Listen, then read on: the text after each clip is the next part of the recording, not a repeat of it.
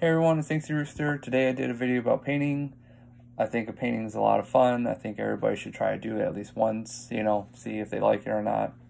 I think it's very therapeutic. You can make anything. I've always wanted to make a waterfall, and so that's what I did. And so throughout the video, I kind of just talk about some things that I like, things that I do when I paint. I don't paint often, so it's not obviously not a great painting, but I like it. So yeah. So if you like the video, like, comment, subscribe, and let me know if you made something you like, and hopefully I'll make more videos like this. And I'll let's get right into it. All right. First things first, what we're gonna do is white up my canvas. Obviously, I have a tree on it already, so I have to white it out anyways. But whiting out is, it's kind of what a lot of people think you should do when you paint on a canvas. I don't particularly like doing it because I feel like it's a waste of paint and a waste of time, but I think it'll make your colors look a lot better. So if I was a serious painter, I would white out every time. Um, One of the other tools that you also need when you paint is a towel. Uh, I use a towel to, you know, get water off my brush if it's too damp, or if I need to get some extra pigment off my paint or off my brush, and then that's usually a good way to go about it. The other thing you're gonna need is a piece of plastic to mix your paint. I use an old cutting board. It's up to you kind of what, if you have cardboard, you can use that. Cardboard soaks up the paint, so it's kind of not a good idea. But when you white out on the screen, you'll see that I have like a ton of paint on my brush. You don't really want to use that much paint a lot. It'll make the paint kind of go all over the place. You kind of want to just have the right amount. But obviously, since I'm using a lot of paint all over the brush, it's kind of necessary in this case. Another thing you should be worried about when you get too much paint on your brush is getting it up into the bristles, because that will damage brushes, so where you can't use them again. So whenever I put my brush into the water, I always make sure to be kind of aggressive with it, just because it's not really a good idea for paint to get up in there, because then your brush starts kind of getting stiff, and it doesn't brush as nice. And so I put it in the water really aggressively, kind of move around, and then I take it out, put it on the towel, get some of the extra pigment off, get it a little bit drier. It'll still remain, we'll still have a lot of wet or water on it, so that it's not just dry. So after you have your brush nice and ready to go, you can start picking out your colors. I didn't really have a set palette in mind. I just kind of went with what I kind of felt would been nice. So the packet I have of paint has like a nice blue, and so I just use that. You can obviously mix whatever kind of color you want. Yeah, I'm sure you just Google what colors make what, and it'll tell you. The only thing I would say is just be very careful with the black and the white, because you take your three primary colors, mix those together, then add black or white to get the different shades. If you want like bright pink, it's red and pink, or red and white. And if you want like dark purple, it's red, blue, and then a little bit of black. So you gotta be very careful with the black, because the black can get out of hand really fast. Um, but if you don't want to mix all the colors, you get a painting pack, which the pack that I have on the screen is it's like $20. It has every color. It has brushes, has canvases, anything that you need, because like I said before, it's like a really easy thing to get into. So you don't really have to spend too much money trying to do anything crazy. Here I'm showing you kind of like how I mix. I try to take like a brush I'm not really using to paint, and I took a very little bit amount of black, because if you put if you put the even amount of black in whatever color you're using, it will basically destroy that color. it will make it so dark that you know you're basically almost getting black. So you got to be very careful with it. And I thought I put too much black when I was mixing this color, but it kind of turned out to like like a nice shade of green. At least to me it did. And so I was pretty happy with it. You just gotta make sure that you mix it pretty really evenly. It's kind of like it's really weird how it kind of just the paint will want to stay onto the brush instead of like staying onto you know whatever your mixing surface is. But you just kind of got to work with it, and you'll kind of get used to it as you go. So right here, I'm trying to kind of just fill in the space with like the green and the waterfall. I wanted to do kind of like some vegetation on the outside part of like the river or like the pond, because I wanted it to kind of like be like a see-through thing, but that didn't really work out, and so kind of just went with what I had. But the next thing that I don't know why I decided to work on it, but it's going to be the sky. When I made the sky, I had to make like a really really really light white, and so the opposite of the black is that you use a ton of white when you want to really like a pastel color.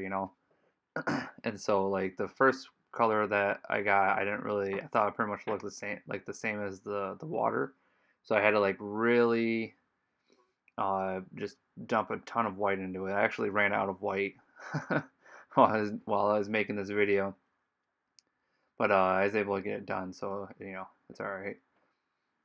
But I like more of the bright colors and stuff like that, and I like using a lot of white.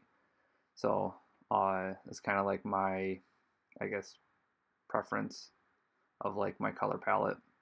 And I'm sure like you'll find yours, and kind of get like a gist of like what colors you like, what colors you kind of stay away from. When you're painting, there's also some other things that you get into as far as like techniques. There's like brushes or brush styles. There's different types of paint that you can use. There's uh, there's 7 elements of art. That's just for anything in general. But one of the things that like to me is the easiest to focus on is creating like a what is like the dominant like piece inside of like whatever you're painting or drawing or whatever it could be. Like so, for instance, like the dominant piece in my painting is my waterfall. That's basically what everyone's going to look at first, and then everything else is going to kind of fill in, you know, what the rest of the painting. So your eyes look at the waterfall, look at like how is it's gonna its shape, its the its texture and everything like that, and then as your eyes look around the painting, you'll see like the vegetation, the sky, the little tree that I didn't like that I did that I decided to redo later. There's all kinds of things that like really go into what creates like a good piece of art versus like something that's not so good, you know. And so there's a lot of things they could play with, and so if you get a chance to try to like figure out what it is that you want to do with those. Like one of the techniques I'm about to show you right here is how to twist your brush. So you paint, when you get paint onto your brush, I always twist it like every time. I don't. It's pretty rare that I don't twist my brush, but kind of turns the bristles into like a fine point, almost like a pen. And so like that's why like I'll like the sharp point on my rock at the bottom.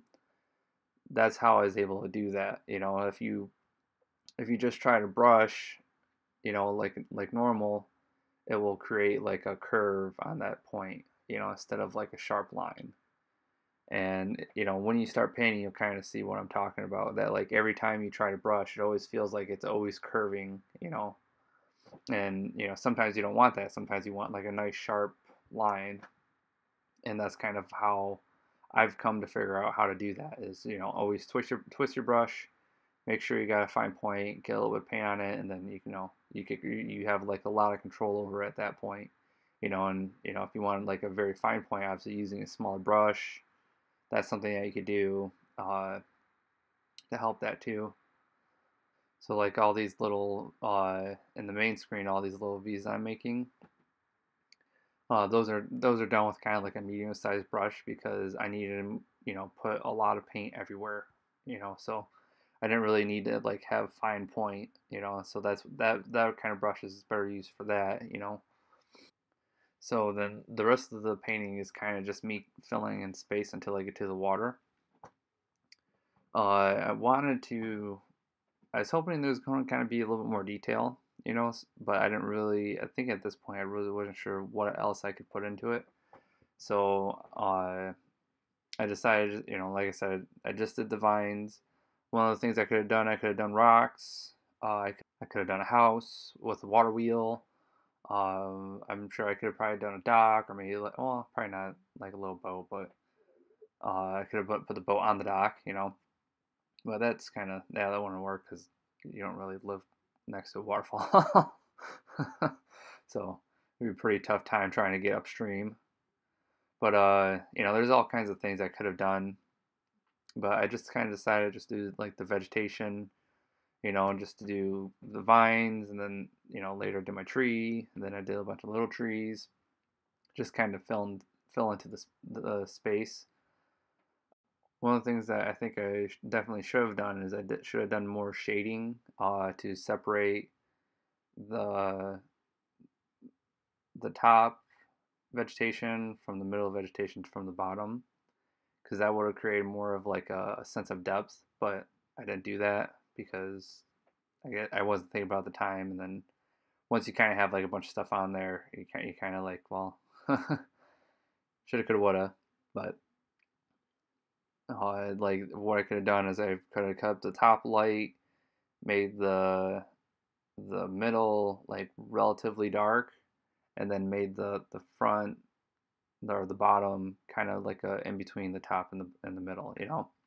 And that would have kind of showed that there's like a difference, because you want the top the lightest, and you want the one that's the closest to you the darkest, and then in most cases, as far as depth goes.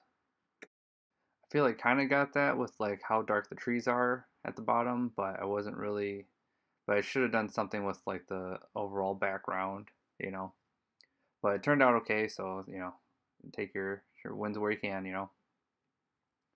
The next thing that is, I also try to kind of fill in space, like make it like a little bit different, kind of make it like the left side is kind of like bushes, I guess. I don't really know exactly what I wanted to go, how exactly I wanted to go about it, but I feel like it worked out.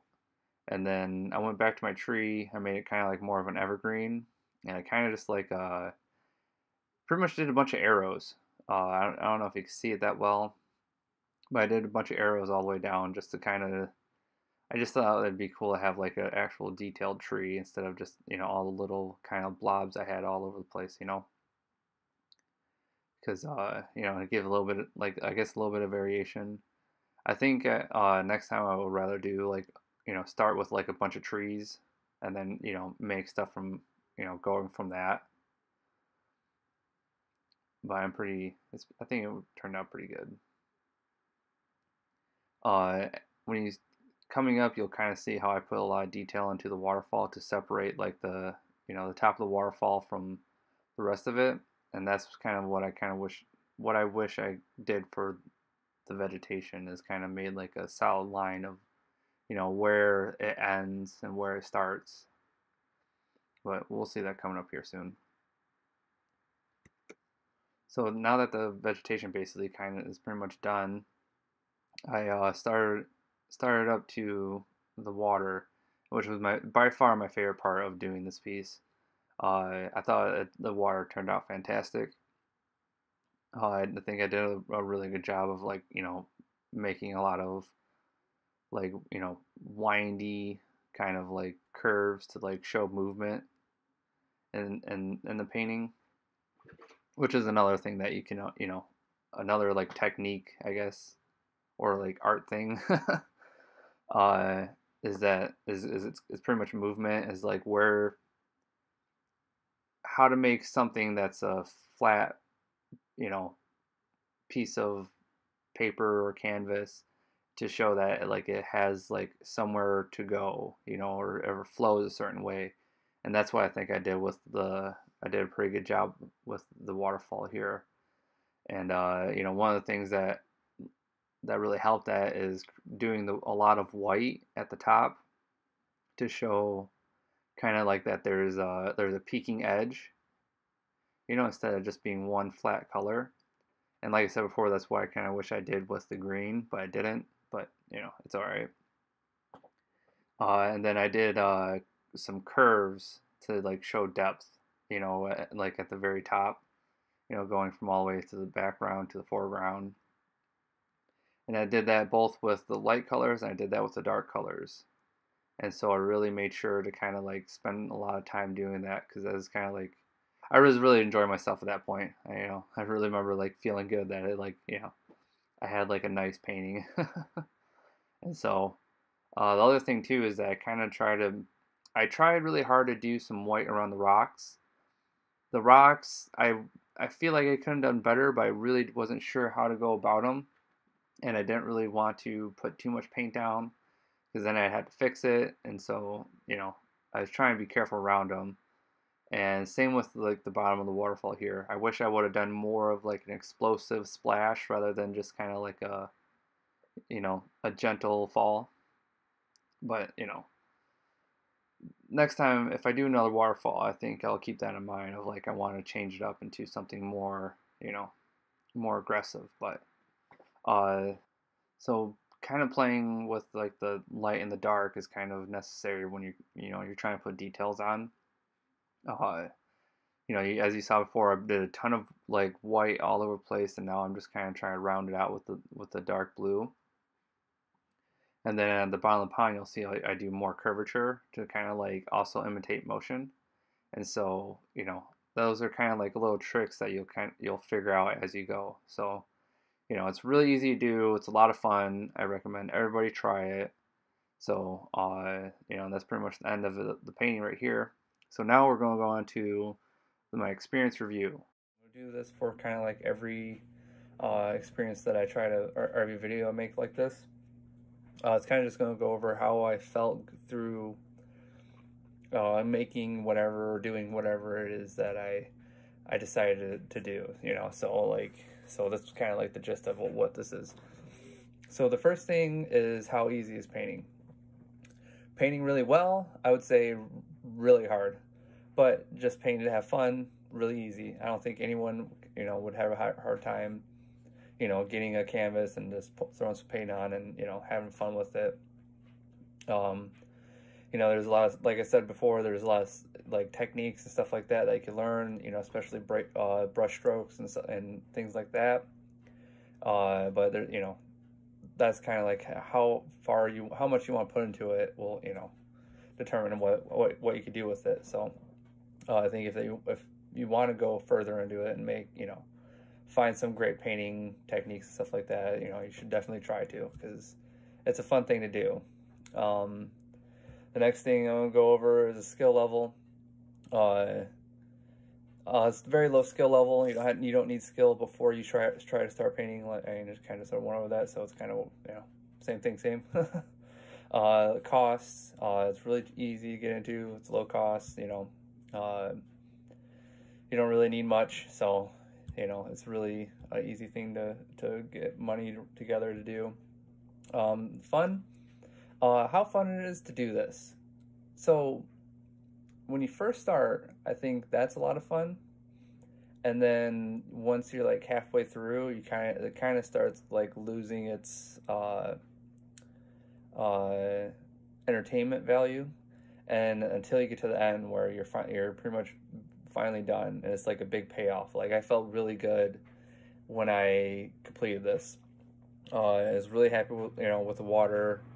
I thought that was my favorite part of it. So there's other things that I've made before that I really like. There's parts of it that you'll like more than the rest of it, and the object really is to love it as a whole.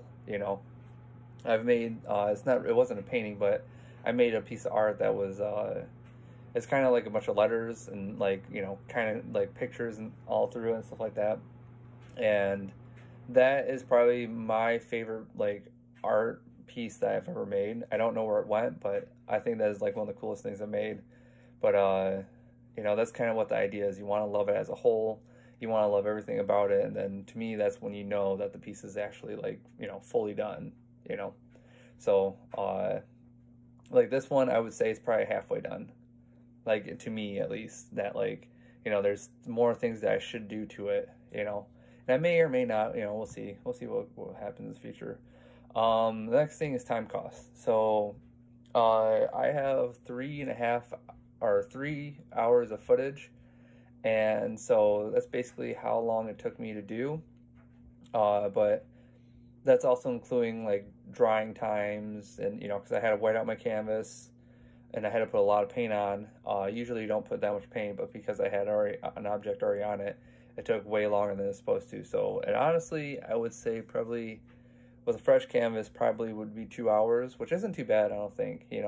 Um, you know that it kind of will obviously vary just because you know you might not like the idea that you're doing, or you want to try to kind of do like something extravagant, so that way I'd have more time. But if you're trying to kind of just go through it, you know, I think that you could do a pretty good painting within 2 hours. Um, but I think that would be average, you know.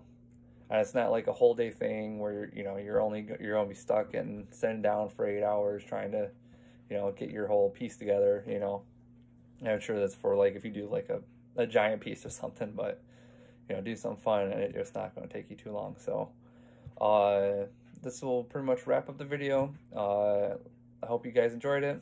I had fun doing it. So, let me know what you think. All right, thanks, Rooster. Sign out.